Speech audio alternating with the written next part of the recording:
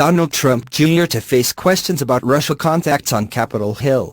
The House Intelligence Committee will interview Donald Trump Jr. on Wednesday, the first time lawmakers on Capitol Hill will have an opportunity to question President Donald Trump's eldest son about any Russian contacts during the presidential campaign. Trump Jr. is of interest to investigators for his controversial June 2016 Trump Tower meeting with a Russian lawyer who was said to have dirt on Hillary Clinton. "If that's what you say, I love it," Trump Jr. said in an email responding to the affair of dirt from publicist Rob Goldstone, who set up Trump Jr.'s meeting with Russian lawyer Natalia Veselnitskaya. In September, Trump Jr. denied collusion with Russia to interfere in the election in a closed-door interview with Senate Judiciary Committee staff, according to his statement to the committee obtained by ABC News at the time. He told the panel Veselnitskaya spoke very generally about potential foreign donors to the Democratic Party before bringing up American adoption of Russian children and the Magnitsky Act, a sanctions law passed by Congress in 2012 preventing certain Russian officials from traveling to the United States. Russia retaliated to the passage of the sanctions package by prohibiting Americans from adopting Russian children.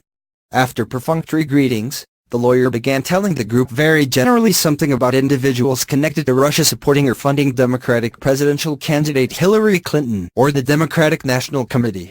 "It was quite difficult for me to understand what she was saying or why," Trump Jr. said in his written statement. "Given our busy schedules, we politely asked if she could be more specific and provide more clarity about her objective for the meeting.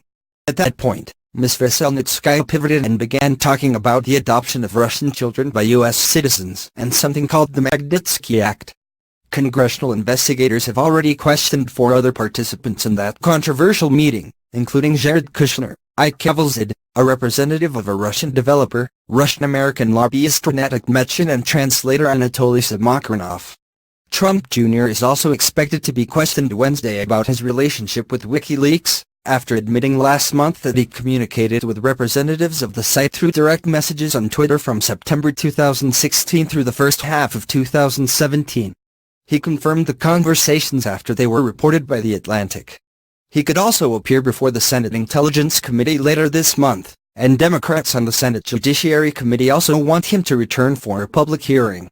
On Tuesday, Senator Richard Blumenthal, D-Con, called on Senate Judiciary Committee Chairman Chuck Grassley, RIWA, to issue a subpoena to compel Trump Jr.'s cooperation, claiming he didn't reveal his Twitter exchanges with WikiLeaks to the panel in September.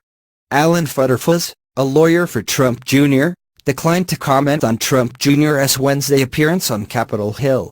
On Friday, Michael Flynn, Trump's former national security advisor, pleaded guilty to lying to the FBI about contacts with Russian Ambassador Sergei Kislyak, and said he is cooperating with Special Counsel Robert Mueller's investigation into Russian efforts to influence the election and potential coordination between Russia and the Trump campaign. In October, former Trump campaign foreign policy advisor George Papadopoulos pleaded guilty to lying to the FBI about interactions with Russian nationals and efforts to arrange a meeting between campaign and Russian officials. He is cooperating with Mueller's investigation as well. Former Trump campaign manager Paul Manafort and his deputy Rick Gates were indicted in October on charges including conspiracy against the United States, money laundering and working as unregistered foreign agents. Both pleaded not guilty and await a trial next year. On Monday, special prosecutors alleged in a court filing that Manafort was working with an individual connected to Russian intelligence on an editorial regarding his work for Ukraine,